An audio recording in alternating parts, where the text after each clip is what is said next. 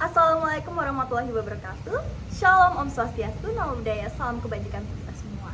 Perkenalkan, nama saya Stefani Jayanti dan berikut adalah teman-teman saya. Bisa dimulai dari sini. Nama saya Jenika Gabriela dengan NIM 231021132210. Dan teman saya di sini. Nama saya Alfonso Aronea Bisadelon dengan NIM 23102112100061. Dan teman saya yang terakhir. Nama saya Aulia Ainur Rahmasumari, NIM 231021122365. Halo teman-teman, jadi di sini aku bakal menjelaskan mengapa lahan basah penting dalam konteks hukum. Pertama, ekosistem krusial dan jasa lingkungan. Lahan basah menyimpan keanekaragaman hayati tinggi dan berfungsi krusial bagi lingkungan.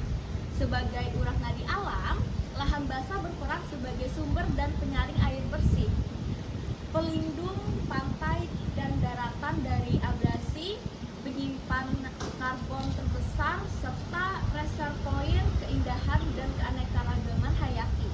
Fungsi-fungsi penting ini misalnya mendukung pertanian dan perikanan, menjadikannya sumber daya alam yang besar dan penting untuk kelangsungan hidup manusia dan makhluk lain. Dengan menurunnya 64% lahan basah dunia sejak 1900 dan penyusutan serupa di Indonesia, perlindungan hukum diperlakukan untuk mencegah kerusakan ekosistem vital tersebut. Lalu, kedua, hak konstitusional atas lingkungan.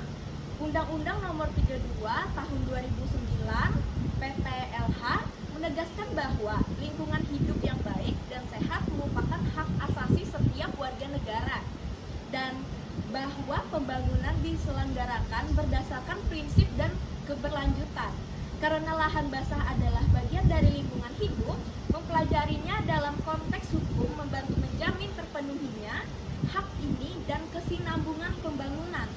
Perlindungan lahan basah juga menjadi bagian dari upaya memelihara keseluruhan ekosistem sesuai mandat konstitusi dan undang-undang PPLH. Nilai ekonomi dan sosial. Lahan basah termasuk mangrove dan rawa mendukung mata pencarian masyarakat dalam pertanian, perikanan, dan pariwisata alam. Oleh karena itu, perlindungan hukumnya juga berkaitan dengan pemenuhan kebutuhan sosial ekonomi yang lestari. Ketaatan hukum membantu mencegah eksploitasi berlebihan seperti konversi sawah atau rawa menjadi tambak atau perkebunan dan menjaga manfaat jangka panjang. Tantangan keberlanjutan.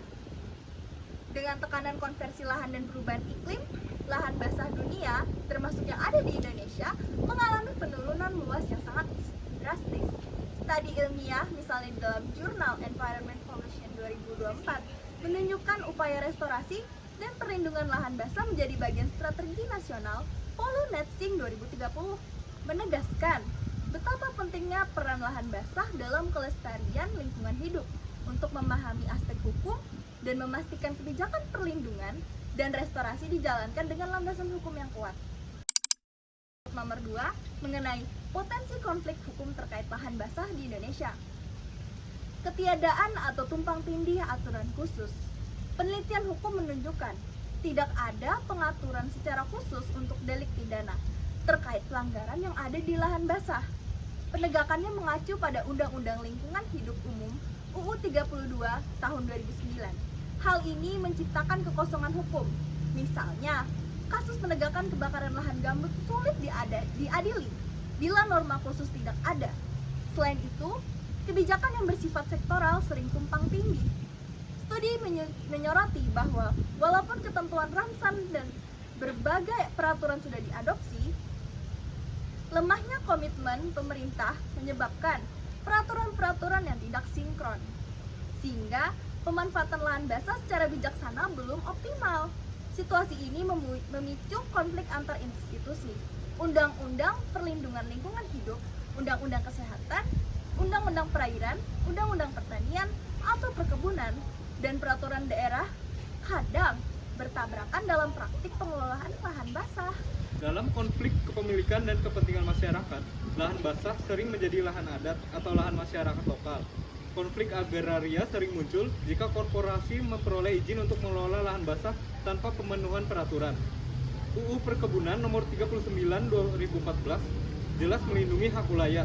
Misalnya, pasal 17 ayat 1 mengatur bahwa pejabat berwenang dilarang menerbitkan izin usaha perkebunan di atas tanah hak ulayat masyarakat hukum adat. Meski demikian, praktik di lapangan banyak pelanggaran. Laporan pantau gambut misalnya mencatat perusahaan sawit membuka kebun di ekosistem gambut limbung. Memicu sengketa lahan dengan masyarakat adat. Ketidaksesuaian izin dan situasi sesungguhnya mendorong konflik hukum antara warga, pemerintah daerah, dan perusahaan. Dan pelaksanaan izin usaha versus perlindungan ekosistem. Peraturan pemerintah nomor 57 2016 menegaskan fungsi limbung gambut yang ketat, membuka kawasan lindung hanya untuk kepentingan riset atau pendidikan dan melarang pemanfaatan di luar itu. Namun, petani atau industri kerap memperluas lahan basah untuk usaha seperti pertanian, tambak, sawit. Contohnya di Kalimantan Tengah, pembukaan lahan gambut untuk perkebunan sawit melanggar ketentuan tersebut dan menimbulkan masalah lingkungan seperti kanalisasi, kebakaran, dan krisis air. Konflik hukum timbul saat penegak harus menentukan apakah pelaku usaha bersalah melanggar peraturan gambut atau cukup hanya diadili di pidana lingkungan umum. Aspek ini menimbulkan sengketa interpretasi dan kadang proses peradilan gagal menjerat pelanggar dengan secara tegas. Pertentangan peraturan dan kelembagaan. Kebijakan baru sering mengubah perlindungan lahan basah, seperti revisi UU Lingkungan Hidup dalam UU Cipta Kerja yang melemahkan sanksi dan persyaratan analisis lingkungan.